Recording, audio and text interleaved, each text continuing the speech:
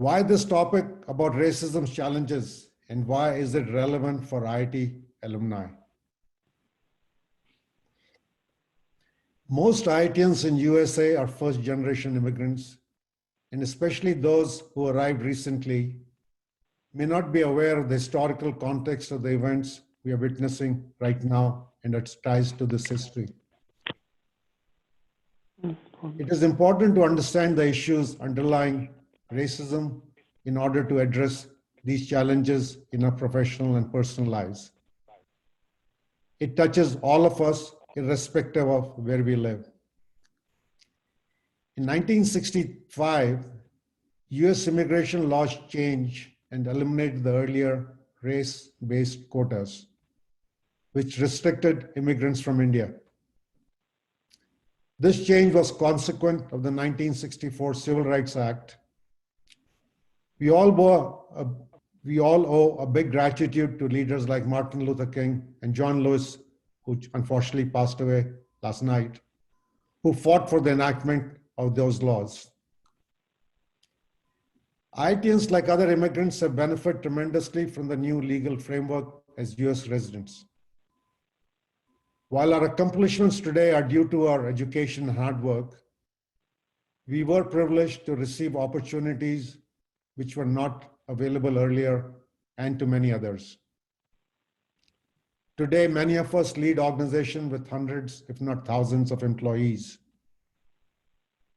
Today, it is important, therefore, to play a leadership role, not just a bystander role, on the issues of racism and civil rights. As my wife used to say, you IITians believe you know everything when you really don't know anything. And racism is one such subject where all of us should know more. It is good to learn and be more actively engaged in understanding racism's unjust impacts. As Toni Morrison has said, racism is a social construct which gives benefits to some or others. Perhaps we can take the lead from Mahatma Gandhi and make this injustice visible. We are fortunate to have a very distinguished panel with diverse backgrounds to address this complex and sensitive topic. Chris Williams is a noted African-American corporate and community leader who is chairman of Siebert Williams Shank & Company, largest minority-owned investment bank in US. He has overcome many challenges in his life to get to where he is today. Vanita Gupta is president of the Leadership Conference on Civil and Human Rights. She previously served as head of the Civil Rights Division at the US Department of Justice and is a lawyer with ACLU and NAACP's Legal Defense and Educational Fund. She's a second-generation Indian American who'll add a unique legal and personal perspectives on this topic. Raj Gupta will be moderating the panel discussions. He's recipient of the Distinguished Alumnus Award from IIT Bombay. He came to US in 1968. For the last 50 years, he's accomplished much as a corporate leader, serving as chairman and CEO of Roman House. Today, he serves on boards of several Fortune 500 companies. He's also the author of a very delightful book, $8 and a Dream. With that, welcome Raj, please take over.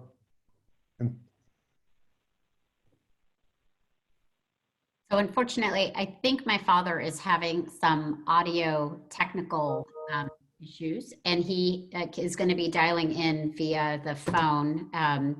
But thank you, DC, for this really important introduction. And I just want to say thank you all who are joining this event on a Saturday morning. It's Saturday morning in the United States. I understand there's many callers in from India and around the world. I want to just say at the top, as DC did, that this morning, many of us in America are mourning the sad passing of Congressman John Lewis, who forever changed the history of the United States of America, and in 1965 was marching on the Edmund Pettus Bridge in Selma, Alabama, and had his skull cracked at the hands of Alabama state troopers, along with many others who suffered great violence after marching across the bridge seeking the Voting Rights Act to make sure that all people in America could have the right to vote. And he became a congressman after that, and has fought for our democracy and voting rights every day of his life. And last night he tragically passed away after a battle with pancreatic cancer. But his nonviolent resistance was inspired by Mahatma Gandhi. And he and Dr. King had studied Dr. Gandhi's work in the lead up to the civil rights movement in the late 60s, and the strong interaction and history between resistance and liberation and decolonization in India and the civil rights movement here in America, I think in some ways is a perfect frame for our conversation today.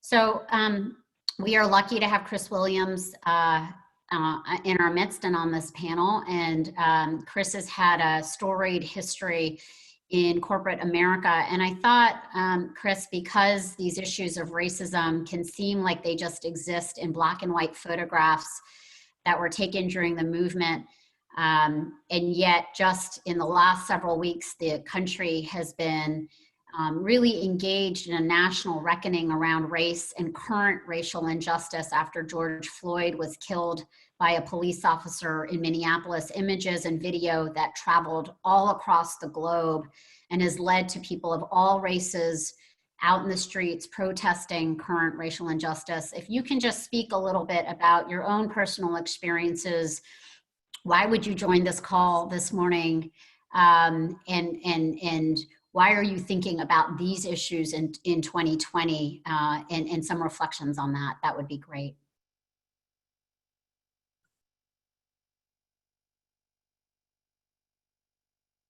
You're on mute. I think you have to unmute yourself. There we go. Okay. Thank you, Vanita. I appreciate it. And I first want to commend you for that smooth handoff between you and your father while he was having some technical difficulty. So that's great.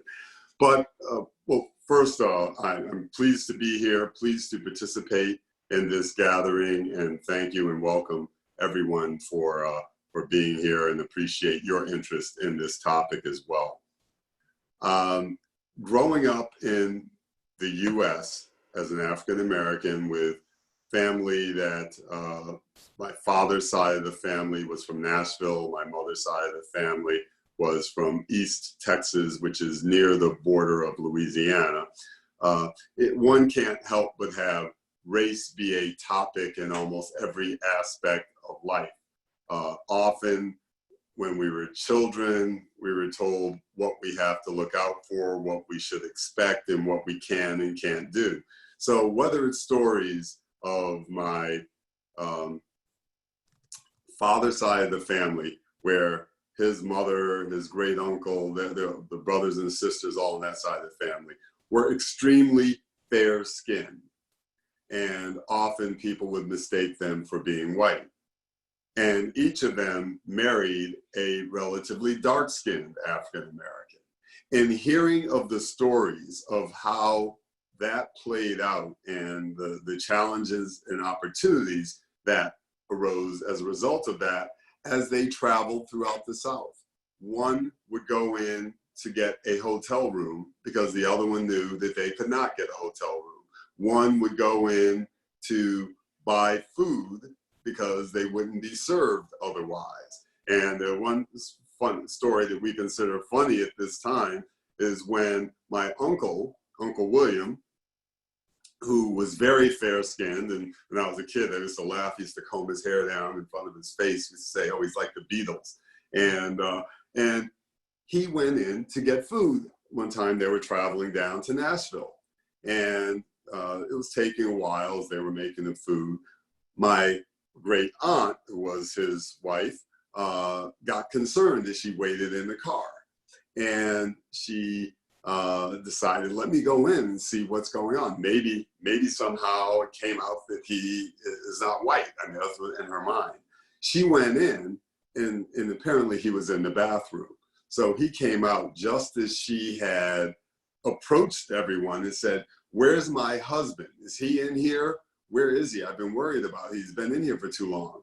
And just then he came out and was thinking, "Oh no." So then they took the food that they were served and they promptly threw it away. My aunt and uncle threw the food away because they realized that between the time that he ordered and the time that she mentioned that it was her husband, and then they received the food, they didn't know what might have happened and to the food and how it might have been tainted. So they threw that away.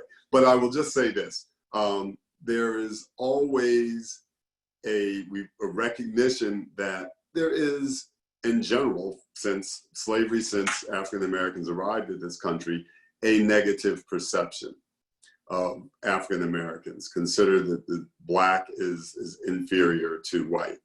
What is positive is that my parents always alerted us to the fact that yes, you will have a higher fence to clear, higher hurdle to overcome, but you are just as good as anyone else that you encounter. So yes, you may have to work harder, but accept that and embrace that.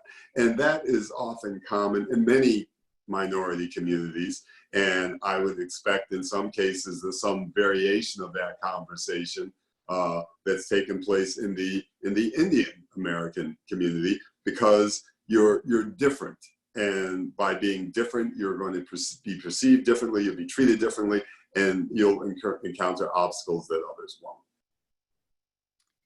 Yeah, you know, it's you're speaking, and I think those personal stories are so vivid and important. And as we've been seeing around the country recently, in the aftermath of George Floyd's murder, there's been, I think, a broader conversation about race, racism, not just in policing, which is obviously an issue that has saddled this nation from its founding 400 years ago, but really also about institutions and organizations and what we have to look at, whether universities need to be thinking about this.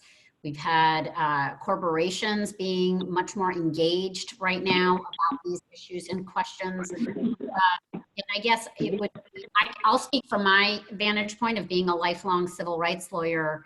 I actually wanted, Chris, if you could and reflect about what you're seeing happening in the United States today. There's also a lot happening in India right now around, you know, what role does India, like the United States, is uniquely a very heterogeneous democracy. You know, a bed of many, many religions, and there's often conflict that arises. And right now around the world, we're seeing a lot of agitation on these issues. And it would be helpful to hear your perspective about what you think is unique about this current moment, even in conversations that you are having with your peers and colleagues. Yeah, well, thank you. Chris and Vanita and DC, I'm on by voice only. Sorry, I missed the initial part. If you want, I can go through some of what I was going to share from my personal experience before we open this up for you, Chris and Vanita, both of you. Is that okay? Can you hear me? That would be great. Perfect. Okay. Yeah. Thank you. So again, thanks for the introductions, DC, and good morning, good afternoon, and good evening, depending on where you are. And thanks for participating in this very special event. I remember that Vanita mentioned John Lewis. So let me first begin with a quote from him going back to 1963. Our minds, souls, and hearts cannot rest until freedom and justice exist for all the people. In some ways, today's discussion is all about that in the context of racial inequality and racial justice in the United States and the role of the Indian Americans. Indian Americans population has gone from under 20,000 in mid-60s to 3.5 million today, almost 1% of the US population, thanks to the Immigration and Nationality Act of 1965, which was passed subsequent to the Civil Rights Act of 1964, both signed into law by President Lyndon Johnson. Like many of you, I was personally a beneficiary of this arriving in the US in January of 1968. First generation Indian immigrants were highly educated professionals who graduated from some of the top institutions in India. They were primarily doctors, engineers, and scientists, and most of them came from middle-class background with strong family values. Indian Americans have achieved amazing and incredible success, not only in these three professions, but also in business, finance, politics, education, entrepreneurship, media, entertainment, chefs, and in the government. Today, we are represented at the highest levels across many segments. Just last week, in Diaspora published a list of Indian American chairs, CEOs, and CEOs of 2,000 public companies around the globe. And there are 58 of us across many industries with wide range of sizes. And their value creation record is just off the charts. Almost every day on the CNN, you hear Dr. Sanjay Gupta, Dr. Vivek Murthy, Dr. Ashish Jha, and Kavita Patel talking about COVID-19. There are a number of business school deans, including Harvard and Michigan State. Legal experts like Preet Bharara, Neil Katyal, and Vanita Gupta represent us. We are now represented in state legislature and Congress. Frankly, sports is the only area where we are underrepresented. And by and large, as a group, we have avoided scandals. My generation focused our time, energy, and resources on building our careers, raising a family, and assuring financial security. I believe no migrant community has achieved the same success in their first 50 years in the United States. And we should all be very proud and grateful for this. What we have not taken on in a broader role is on the social issues in this country, especially in the domain of race relations. Recent events starting with brutal killings of unarmed African Americans and the outrage protests that followed George Floyd's death during the global pandemic has made me reflect much more deeply about this topic. I've certainly been aware of this issue through our younger daughter, Vanita, lifelong engagement and passion on this issue. I've interacted with hundreds of colleagues and acquaintances of African American origin during my 50+ year of business career. But the recent events have been a wake-up call for me personally as well. What has become very clear to me is that as immigrants, we had our own challenges, but the struggle of African American community is much more complex and poses short-term and long-term threats and challenges for all of us. And we must work individually and together to address this issue. And I think some of it might be repeat here, that today we will hear thoughts from two extraordinary individuals as to what the root causes are and why we must engage and sustain the positive impact that we are starting to see. And meanwhile, I hope you will post your questions and comments, which we can come back and talk about later. So Chris Williams, Chris is a founder and most successful African-American and minority-owned investment bank, as DC introduced him. He serves on numerous boards for profit and not-for-profit. I'm delighted that he's joining us on the panel today and is willing to share his perspective on issues, on this issue, his personal journey, and how we as Indian Americans are viewed by African American community, and most important, how we can make a positive impact in addressing this challenge. Vanita is a well-known civil rights lawyer who has been active in civil rights movement and African American issues for over 20 years, including serving head of the Justice Department Civil Rights Division for 3 years under President Obama, and before that, NAACP, LDF, and ACLU. Kamala and I are fortunate that she's our daughter. So let me start with you, Chris, first. Chris, you have been a pioneer in the financial field, having started the first African-American-owned investment bank. Can you share how the issues faced by African Americans are different than faced by other minorities and immigrants to the U.S.?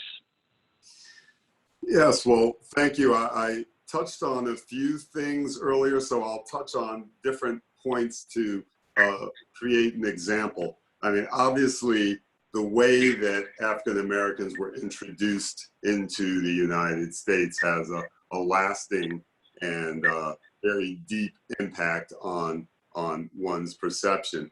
And it's interesting because I remember my first job at in investment banking, and I had a very good experience in my career at Lehman Brothers.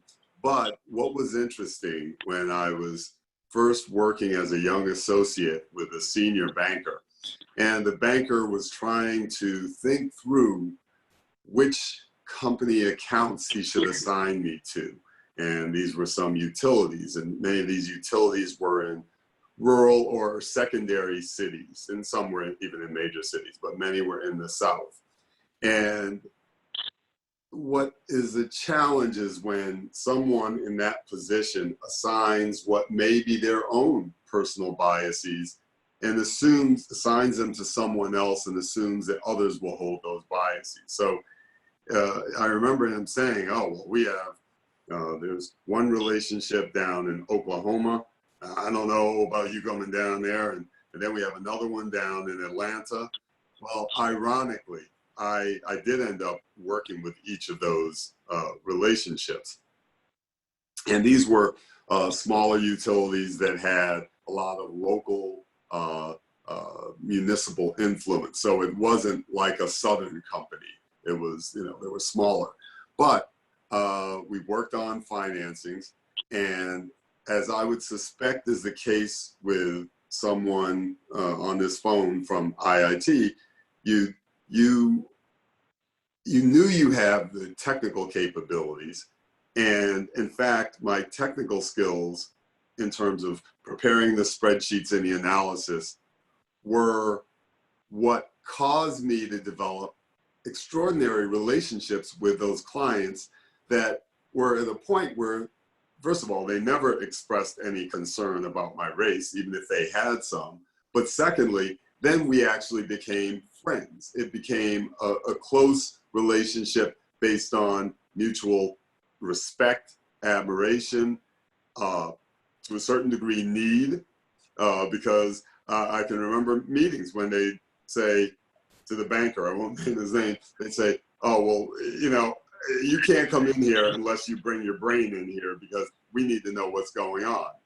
And ironically, I never thought of myself as being the brain, but I guess everything's relative. And so anyway, they had me in and I would explain what was going on. So all that to say, there is always a perception, and often it's not just perception of the person you're working with, but it's their perception of what they think others may think of you that ends up having an impact potentially on your career. But you look at it and you say, okay, now I can address this, I can overcome this. And if you also, the last point I will make, also, if you're willing to be open and acknowledge and embrace your differences, but don't be insecure about them. So own your differences in effect, because what happens, it's an interesting education for all parties. And you are viewed and you become much more real and genuine to someone when you don't try to just assimilate and downplay your background, but rather say, here it is, it's different, and you can talk about it and laugh about it and teach and learn. And so I think that in general, you know, what often happens is everyone starts a career, they're insecure about just being the new person, they're insecure about what they don't know. And then when you add to that, if you're insecure about your cultural fit, if you come off as being awkward, others will possibly interact with you in an awkward manner, and then it spirals. So, you know, the key is, I guess, yes, there were perceptions I had to battle, certain issues I had to face, but I think with the competence, being yourself, embracing people and learning, all were beneficial steps that all help lead me to a point where I've achieved the level that I have. So, Chris, I would fully support that, your judgment on that. I would also say, my experience personally has been that everybody starts with their stereotypes. And pretty soon, once they know you, they judge you as an individual. And if you have the patience and courage to continue to persist, I think you do prevail. I think I was spot on with that.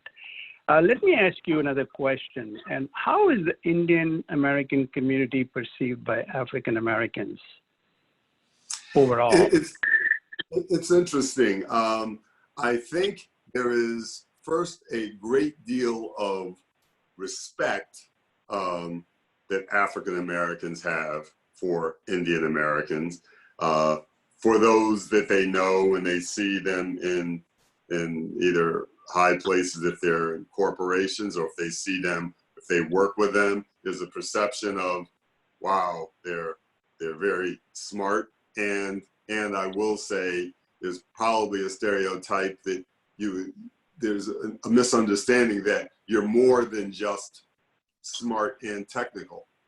And that's probably a perception that sometimes Indian Americans have to make clear, because African Americans at a professional level, they have personal relationships with people of all races and creeds. And I think when you think of the broad grassroots African American feeling, is one, we don't know that many, and therefore they're fine. They certainly are not the problem. They probably experience some of what African Americans experience. And so the feeling is certainly at worst, it's neutral because they may not have much interactions. And again, I'm saying at the grassroots level. And at best, it's one of looking up and being positive. And among professionals, it's very much, look,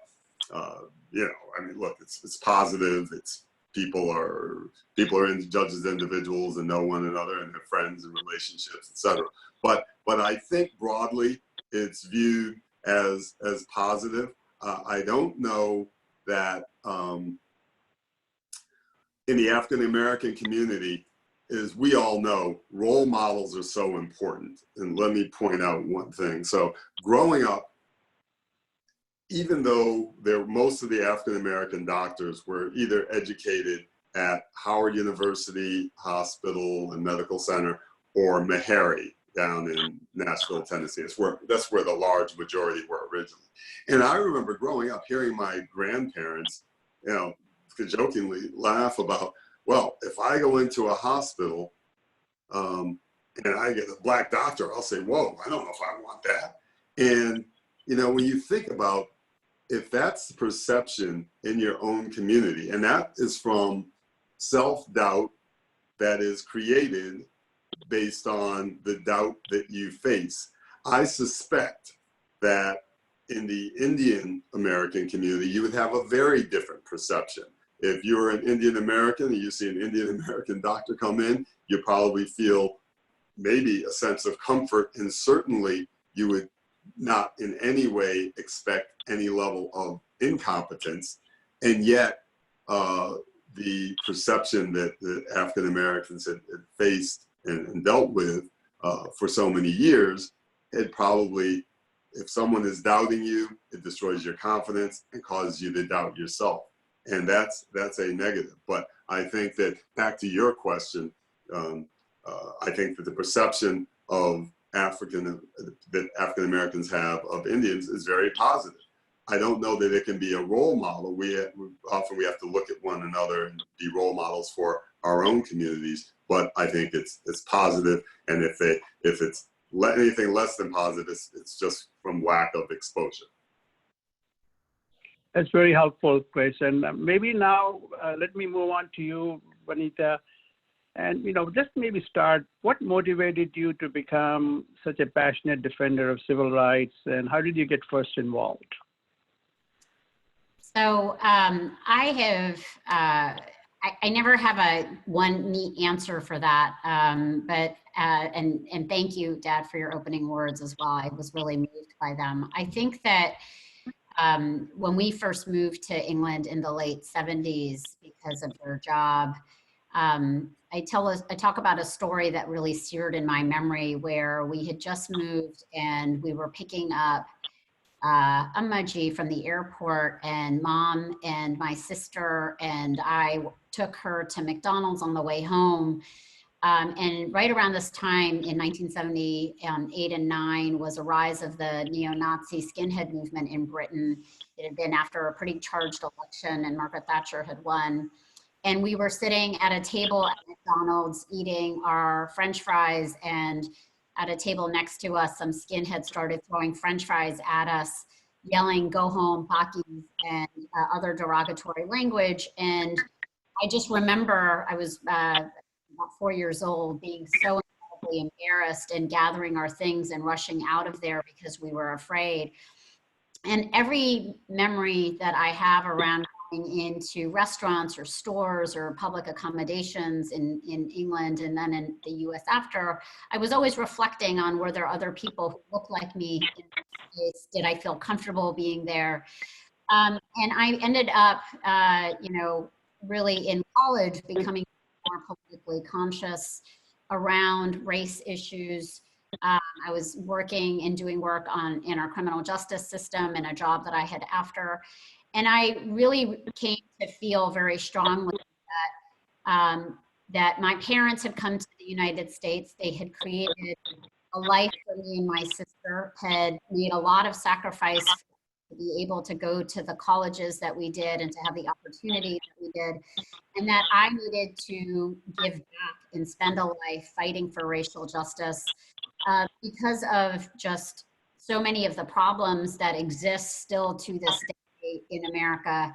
I wanted to play a part in helping to make our Constitution real and to help support the effort for equality and inclusion and justice, even while recognizing that in our own Indian community, that there's racism in our community and religious bias against Muslims and religious minorities, that we can't just do this work out in the world and work to help ensure justice for African Americans and Latino immigrants, but also have to look inside into our own families and communities to uncover and discover prejudice and to have hard conversations that are often very uncomfortable, even in our own community.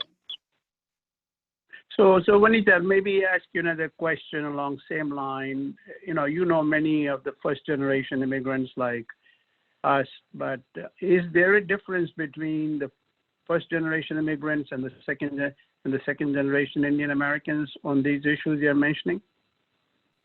Yeah, I mean, I think there are, and I don't think it's unique to the Indian community. I think this often happens in immigrant communities. But, what is so incredibly powerful about growing up as a US citizen born here of Indian parents is that at so many organizations that work for civil rights in America, there are Indian Americans, South Asian Americans like me that are working at these organizations, that are heading them,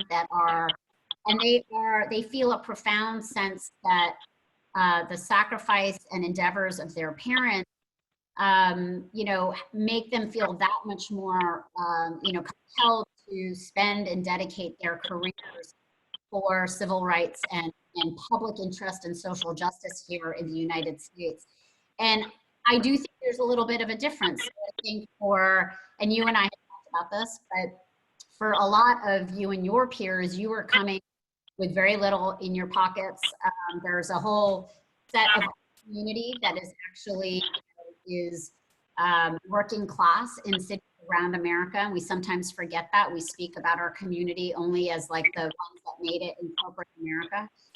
But for a lot of your community, there was less of a kind of a direct attachment to seeing yourselves as being a part of the American political system, voting in elections, running for office. These are some of the things that your sacrifices and your generation sacrifices have allowed my generation to do. So my good friend Pramila Jayapal, who's now a congresswoman that I work with, there's a number of South Asian and Indian Americans in Congress now. They're running, they're mayors, they're local elected officials. These are kind of, we have been able and freed up to do this work because of, of what our parents did. But there is a difference. I think there's a difference and a different kind of level of engagement in the U.S.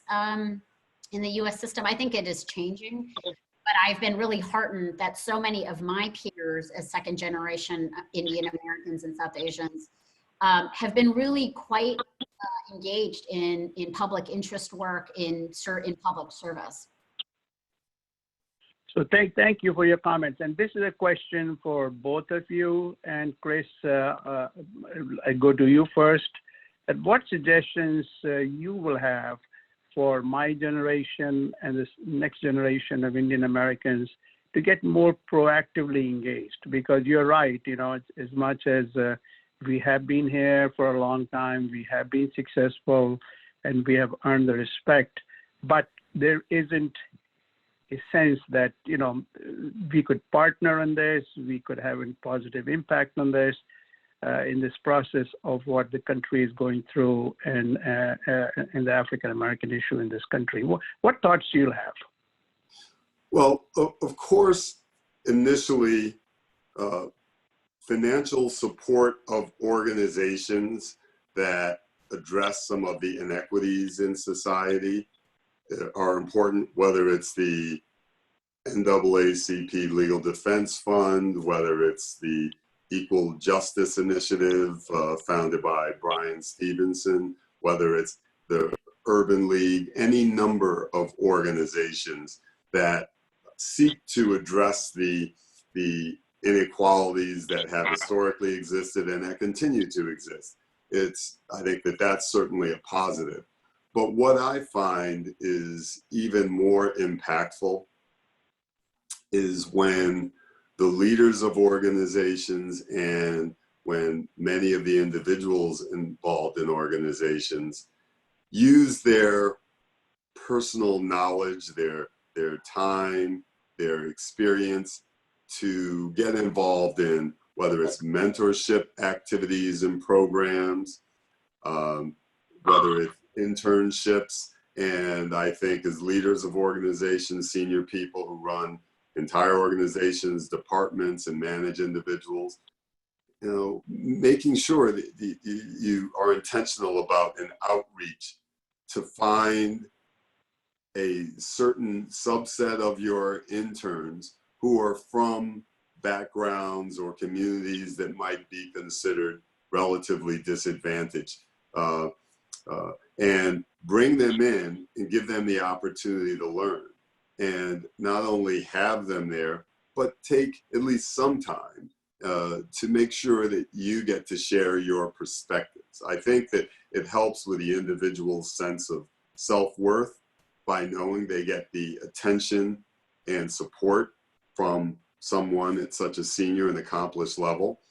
And it gives them the almost the cultural exposure in professional environments, which are so important. It's funny, I've always found just the way someone sits down at a business lunch and a business dinner and uses their knife and fork can have such an impact on how they're perceived. So I think personal involvement, mentorships, we've done things in our company, spending time, multiple people spending every week, having personal contact with students over years, that matters, but training, learning, all those are important, in addition to obviously finding the organization that is consistent with your values and supporting that as well. No, great point. And I do agree that the notion of mentoring people and be their sponsor goes a long way. I mean, I can speak from my personal experience that two of my mentors and sponsors at Roman Haas, and one of them who was my predecessor's predecessor, Vince Gregory, who lived in England for 17 years and was married to an English woman. When I was in contention to become CEO of Roman Haas, he said, I want you to sit down with you, Raj, and I only have one advice for you, that you have to get the notion of white man at the top out of your mind. And that to me was a very pointed advice and a very timely advice for me, because we in India, having been ruled by Brits English people for a very long time, had always this notion that white race is superior and they will get the top position. So I know that coming from him was one of those fundamental things that happened in my life that catapulted my career and confidence. So Vanita, going to you, the same topic, how can my generation, your generation really get more engaged in this effort? Yeah, I mean, I will co-sign everything that Chris said, but I also, so to this point about organizations and supporting organizations that are at the front lines of doing this work, there are so many, and I think it is really incumbent on all of us to see ourselves as being able to play a role in a part. It is too easy to think, oh, I'll leave this is sad, or this is troubling, and I'll leave it to somebody else to deal with. But organizations like the ones that I mentioned, like the one that I lead, which is the Leadership Conference on Civil and Human Rights, were founded 70 years ago by Jewish and African American leaders who understood that the fight for civil rights in America needed to be waged in coalition, not by one group alone. And that is always how progress has been made, not only here, but around the world, is when coalitions are built across communities to fight for change. And there are so many ways in which people on this call can support organizations that are doing this work, but I don't think it's enough. There are very direct things like the mentorship, like making sure that when you're at a company, you're hiring, that you're looking at your board membership, that in every corner in which you sit, there are ways to be thoughtful and intentional about ensuring inclusion of all voices in your environment. It also means looking at home. In the Indian and South Asian community, there's a lot of feelings that parents will have about, the hierarchy. You can marry South Asian or Indian first, then white, and then everyone else is like a scandal in the community. These are hard conversations to have in our own families, and we have to understand that this starts at home. It starts making sure that you've got LGBT, lesbian, and gay family members, that you are having those conversations around inclusion and pushing up against your own notions of stereotypes and bias at home. Because I don't think it's enough for us to just think, again, that this is a problem that exists outside. And I think, very direct ways to show up in the United States, as well as Indian Americans. We can't expect other people who, all of the civil rights laws, the immigration laws, this country actually was closed to immigration for decades until really it was the fruits of the civil rights movement and all of the landmark laws that created the environment for opening up immigration in America in the mid-1960s. And we are right now witnessing a wave of both anti-immigrant fervor and closing of doors for communities of color here. And we have to make sure that we are participating in the census. These are personal actions. Census.gov, fill it out. We've got to make sure we're registering ourselves to vote and voting and showing up and taking action in all of the different ways that we can. Because I think it is long past the time for us to be thinking about these issues as issues that only affect one community and other people, versus looking inwardly and making sure that we are a part of the change we wish to see, as Gandhi has so aptly said, and which kind of drives my own engagement in this work and my dedication to civil rights as well. I'll just make one more comment, and then Vinay will open this up for questions from the participants. Your comment, Vanita, about being deliberate and having conviction that things can be done I give you an example. I was in Hewlett Packard board for 10 years. And when we were splitting up the company, and Silicon Valley is notoriously known for lack of gender diversity as well as racial diversity. Meg Whitman was the CEO and Pat Russo was the chair. And they said, our mission is to create the most diverse board of the two companies. And our headhunting firms kept coming up with names, and and we only had like 6 months to do all of this. They kept insisting that you are going to bring the best candidates you can find. We're not going to compromise on standards, but we want the right people.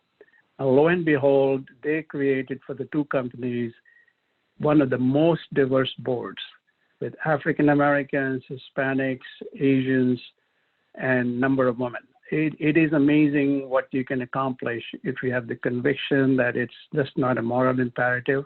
It is a business imperative. It creates value, and it can be done.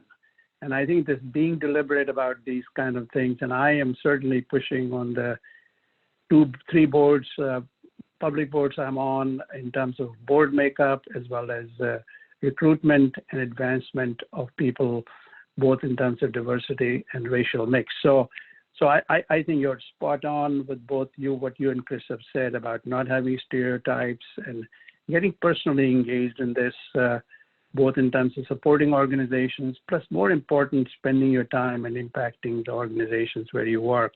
With that, Vinay, can I open this up for some questions which we can, address to the three of us?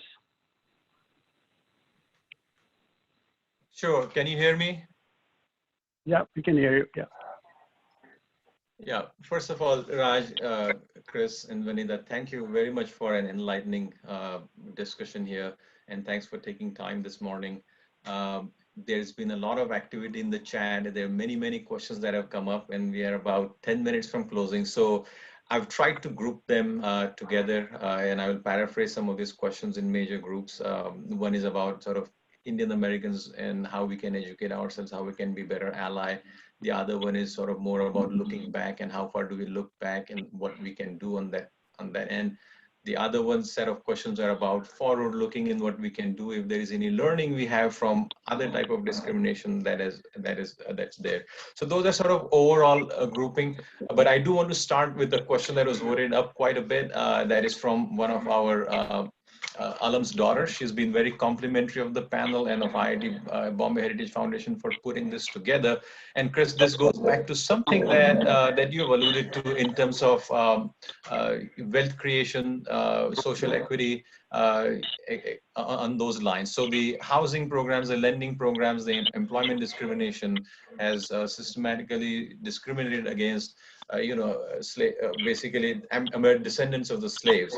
So what can Indian Americans do in that regard, and especially as it relates to the recent House Resolution 40 that was sponsored by Representative Shirley Jackson about advocating for reparations, of descendants. So this is a big question, but Chris, I don't know if you can take a crack at it, and then perhaps Vanita, you can answer that as well. All right, I'm going to try to, so much there, I'm going to try to be as direct and succinct as I can. First, I'm going to start with the end point.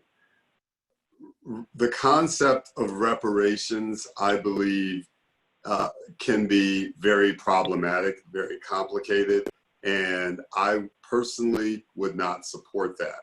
I think it would be one of the most divisive steps that we could take in America. This is just my personal view. And I think that to provide reparations without the requisite education and preparation, which are so important, would end up leaving African Americans at a point where they are certainly fundamentally no better off and possibly worse off. But that's one I just got on. But I do agree that the issues that have created a systemic historical underlying anchor and weight that has limited the progress that African Americans can make is challenging. So what can people do? I think be supportive in your own individual interactions. Identify, as I think Benita said, and as I said, identify ways that you can make sure that you are creating opportunity to at least evaluate African Americans for certain positions or other minorities. Kind of the Rooney Rule for business, Rooney rules in professional football, where they say, you know, coaches, you have to at least evaluate them. I think we often find that headhunters and executives will come back and say, we couldn't find any. And we would never accept that if someone came and said, we can't identify a way to create a new innovative product. We can't identify a marketing strategy that can increase our market share by 11%.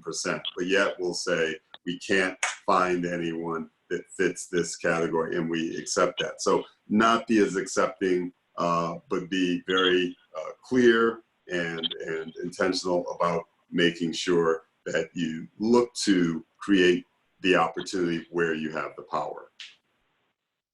Thank you, Chris. Vanita, would you like to add anything?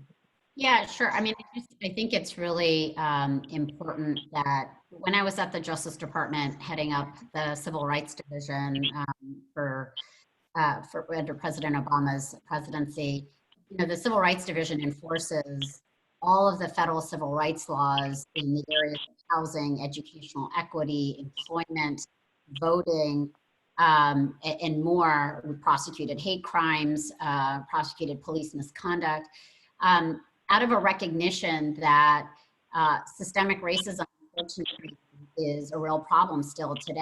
And when people talk about it, there's a lot of questions about what does that actually even mean? Are you saying everyone is racist? What we're saying is that there are laws and policies that exist in every institution and organization that have persisted through time in creating racially disparate outcomes. Healthcare, we're in the middle of a global pandemic in this country where African Americans and Latinos are bearing the worst brunt, both of the pandemic in terms of infection rates and mortality rates, but also in terms of the economic impact, because low-wage workers who are much more heavily people of color in this country, including even also Indian immigrants, as I said, that their jobs are getting impacted, their economic aspects and recovery is getting impacted. And so all of this is happening against a backdrop of this global pandemic, which is also revealing a lot of inequality. So I think it's important to understand that takes the kind of intentionality that my father was talking about what role do any of us play in our organizations, in our institutions, to try to be intentional about acknowledging this problem and trying to find solutions for it. And it can be things as mentorship that are more individual, but where you show up in a different way in your own relationships, but also in terms of the policies and promotions and things like that you're looking at in your own organizations. And then, of course, for those of you that are in the United States, we are facing an election with two different visions of America, and the importance of being able to register to vote and show up and take and announce your own voice and position on these is another important way in which we demonstrate our own values in this country and also in elections abroad. Sure. Thank you both. We have only 4 or 5 minutes. I want to make sure that we at least get in a couple more questions. And thanks to Nina Kulkarni for that question. So next, a few set of questions, I'm going to just group them together. One is more, came from one of our board members, Rajesh. Rajesh, thanks for that question. The question here really is for both Chris and Raj. You served on many corporate boards over the past many years. Corporates have had the power to be able to affect change, but they haven't seen, or the perception is they haven't done much until recent events. So can you comment on that? How can we make this sustaining? Why did the corporates they didn't take any action in the past few decades, if you will? Chris, maybe if we can address that. Yeah, go ahead, Chris. Okay. Look, that's very accurate. I think that there's something that changed in the last few months, whether it is the confluence of the visual impact of seeing numerous consecutive egregious violent actions against African Americans that brought to light the brutality that they often face at the hands of police, disproportionate brutality, combined with, as Vanita said, how in the pandemic, African Americans and Latinos have fared particularly poorly, mainly based on socioeconomic standing. And I think when you just combine those two and maybe a few other things, it just highlights the inequities that exist.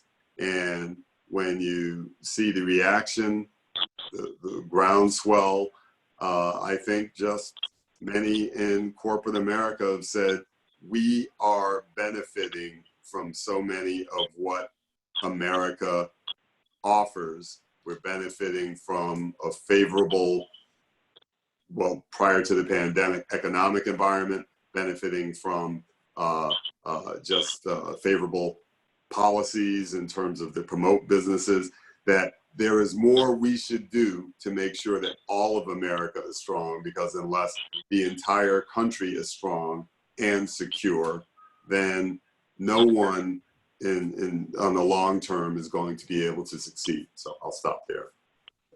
Now, you know, I mean, I agree with you, Chris, all the comments that that observation is fair and correct. But I think corporate world all over the world, but also particularly in America, it's all about expediency and shareholder value for a long time, and making quick decisions. And I think unless there, as I said earlier, unless there's a conviction at the top of the organization that diversity matters, it would produce longer term better results. And so there's really what I call intentional. And the second thing I would say is, you know, corporate America responds to, individuals respond to how the incentive system is based. And I have been very impressed with the recent article I read that in case of Satya Nadella at Microsoft, 25% of his compensation, variable compensation, is based on how well he does on diversity. My God, I mean, that is important. Just imagine if everybody thinks that 5 to 15 to 20% of their compensation will depend on how diverse a team they create, you will be surprised how fast it will happen. So I think that, but the observation that corporate America has been slow at this, I hope this is a wake-up call based on what Chris and Vanita have shared today. And I just want to maybe close my comments here in the interest of time with the comment, quote from, again, Congressman John Lewis in January of 2017. It basically says, when you see something that is not right, not fair, not just, you have a moral obligation to do something, to say something, and not be quiet. And frankly, we have to be hopeful, optimistic, and brave to really sustain the change here. Thank you, Raj. I mean, we are 2 minutes over time. I just wanted to again thank all the panelists, Raj, Vanita, Chris. Very enlightening conversation here. I also wanted to thank the participants who took the time out on this Saturday morning. Also, we have many distinguished alums and other corporate leaders who participated. So I wanted to thank them. I also wanted to thank my partners here, DC Agarwal, Uday, Paraswil, and also the board of IIT Bombay Heritage Foundation that made this talk possible. We have generally restricted ourselves to technical talks. So I really appreciate the widespread support we got for this talk. And, you know, we look forward to more of this engaged conversation. So thank you very much. Thanks, everyone. Thank you. Appreciate it. Thank you. Thank you. Thank you, Chris. Thank you, Vanita. Thank you, Bye. Raj. Thanks, everyone.